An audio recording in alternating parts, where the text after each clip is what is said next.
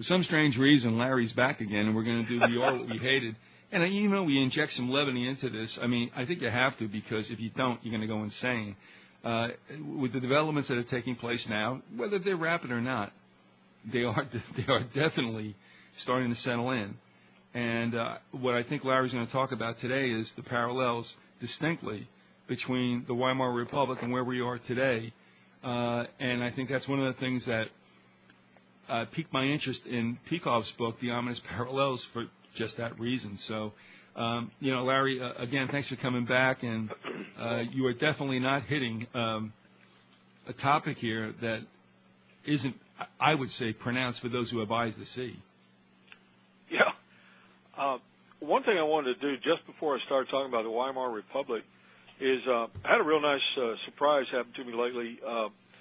William Ramsey, who's been on your show at least 2 or 3 times, who is the author of a book called The Prophet of Evil, Aleister Crowley, 9/11 and the New World Order. And I'm going to plug this book. I'm not going to make any money off this, but the guy was very nice, and he sent me this book as a gift, and he also sent me another book to read, which I'm going to return. But at any rate, I started reading The Prophet of Evil, Aleister Crowley, and I've got to say it's one of the best books that I've read on the New World Order and on 9/11 of any books I've ever read. It's just a very well done book, and he's a fine guy and a good Christian, and I just want to put a shout out for that. And I'd like to read it. This is not his words, but it's from a book by John Coleman called The Committee of 300, and he has a quote from him in here from that book, and it says, and this is the best summary I've heard yet of the New World Order.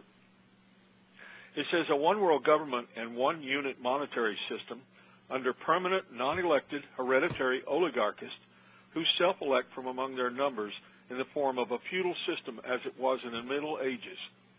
In this one-world entity, population will be limited by restrictions on the number of children per family, diseases, wars, famine, until 1 billion people who are useful to the ruling class in areas which will be strictly and clearly defined remain as the total population.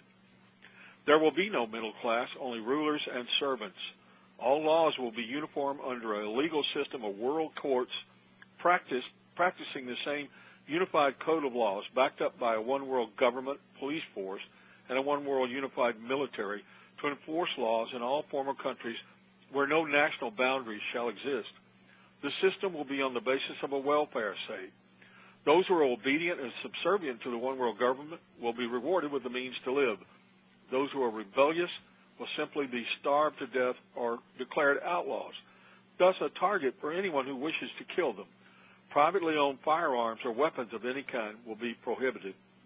That's an awfully bleak view of the future, but I believe that the man is right on with his appraisal of how things will be in the future. And again, the name of the book by William Ramsey is Prophet of Evil, Aleister Crowley, 9/11 and the New World Order. And I encourage anybody out there in the listening audience, if you can, find a way to get a hold of that book and do a read there, because it will definitely benefit you. William is an honest researcher, and he's not motivated by profit, but by having to get this out. And we talked about this, and he said, I just have to do this. Mm-hmm. And I understand that. It's good to hear that again when someone says, for better or for worse, I have to do this, because there's nothing like that. There's nothing any better that comes out of the human spirit than something that drives someone to say, look, I have no choice. I got to do this. So, and folks, I mean, you could do a lot worse than checking into him and his website. And I'll post the links to that because you've mentioned that, and the work that he's done, and he's been on several times, and we're really happy to have him. So we wish him Godspeed, because, there's one thing that you want him to be popular, and I put that in quotes, but you don't want to see him, lose what got him there, if you know what I mean. Exactly. And there's so many, and I'm saying he's going to do that, but there's so many researchers now that, I just walk away from it because, all of a sudden they got commercial and there went everything. So, yeah, great for you to mention that. I'm glad you did. And And yeah, he'll come back to the scene of the crime, I'm sure, as we go on. All right. So having mentioned that, with that, I mean, is that also central to what you were going to talk about in this segment? The reason I brought it up is kind of a lead into to what I'm going to talk about in Weimar, Germany. Weimar, Germany was what I believe a rough parallel of the U.S. as it is today, and maybe Western Europe in general too. But the point is that the real, I believe, of all the evil characters that were involved with bringing about the New World Order and to the stage that it is now, I could mention several people. Probably the two outside of Crowley that were most important would be Madame Helena Petrovna Blavatsky and also Adolf Hitler, who was a student of Blavatsky, and Crowley was a student of hers as well. And the reason I brought it up was that Crowley and the things that he laid out, and Crowley was very much someone who was into the idea of an aristocracy and having overlords in a modern feudal system. And that's what he was preaching in his evil philosophy, I guess you could call it. At any rate, the reason I brought that up was just kind of a lead-in to what we're talking about in Weimar, Germany. For anybody who's not aware of what we mean by Weimar, Germany, that's a period of time from about 1918 to 1933 when the nation of Germany went through a transition from the old German imperial system under the Kaisers and went into a, quote, democracy. And then eventually it was taken over by Hitler and the Nazi Party. I was going to read from a book by a man named Piers Brendan. It's called The Dark Valley, A Panorama of the 1930s. And I have a question or a comment, and if the global economy continues to weaken, then I think it's very probable the parallels will be more and more clear to people, and we're looking forward to a very dim period of time. He writes about Germany of 1923. The lost war and the cruel peace had reduced the new Weimar Republic to a condition bordering on anarchy. There was a rash of political assassinations. Riots and strikes proliferated. Poverty and hunger stalked the land. France's intransigent government demanded prompt payment of reparations fixed at the enormous sum of 132 billion gold marks. More insidious still, inflation was destroying the value of money like some financial cancer. When you consider that the Western powers had told Germany that they were going to have to pay 132 billion gold marks, and I don't know, that's probably 30 times as much in today's money. It was a huge amount of money, and in gold to boot. It was just set up that Germany was going to be torn apart and its economy was going to be destroyed. And I think that was part of the whole idea, was to punish Germany. And it worked out real well for everybody in the long run. Hitler would rile the crowds by saying revolution would come when the farmers stopped selling food for currency, good only for papering his outhouse on the manure heap. Hitler pinned his faith in the revolt of the starving billionaires, Brendan writes. He knows that entrepreneur Hugo Stans, who said at the time that Bolshevism would have won the day in Germany, but that the government, in aiming to avoid paying reparations, engineered currency depreciation for the purposes of promoting cheap exports, thus exerting economic pressure on the Allies. But the reparations contributed to inflation and impacting the balance of trade, while undermining confidence in the government's ability to survive. The massive toll in cash and kind led to a severe budget deficit, which governments found themselves unwilling and unable to make up through taxation, so they printed money in ever-increasing quantities. In January 1919, there were 9 marks to the dollar. 3 years later, there were 192. Stimulated by the assassination of the Jewish foreign minister, Walter Rathenau, in 1922, the currency debauch worsened. And here's kind of a comparison. In July 1923, it took 353,412 marks to the dollar. In August of 1923, it took 4,620,455 marks to the dollar. In September of 1923, 98,860,000 marks to a dollar. Then in October of 1923, it took 25,260,208,000 marks to the dollar. Yeah, all right. And then in November of 1923, it took 4,200,000,000,000 marks to the dollar. And he says this is the most colossal inflation in history.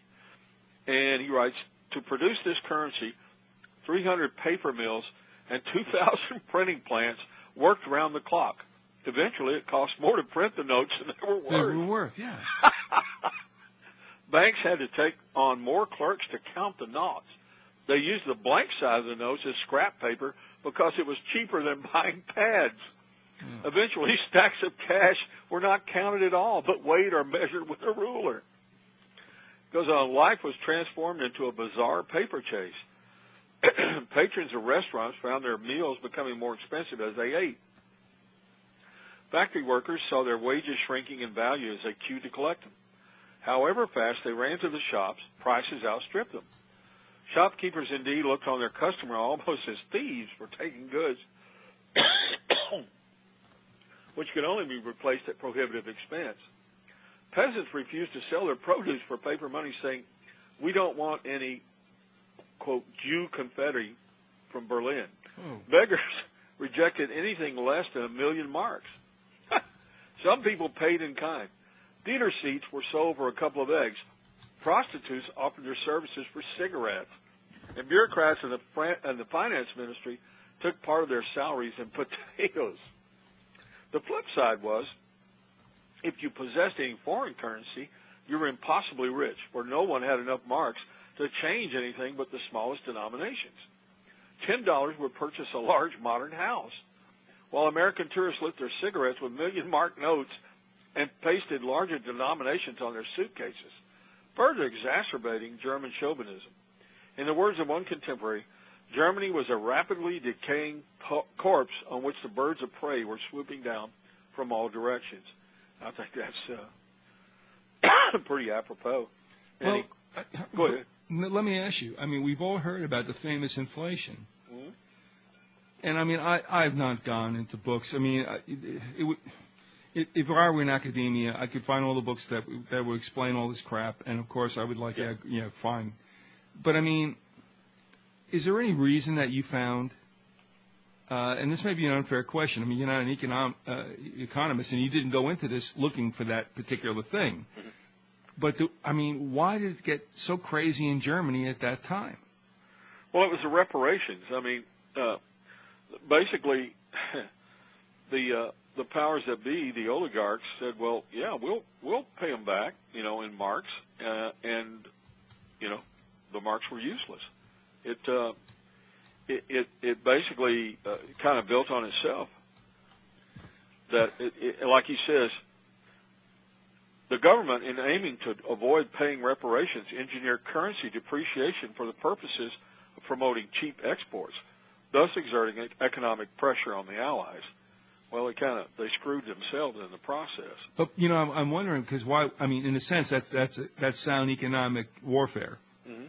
To do that, and then you would obviously start to, I guess, make inroads into some kind of economic dominance because your goods are preferable, and that would mean necessarily that your economy is becoming stronger. Mm-hmm.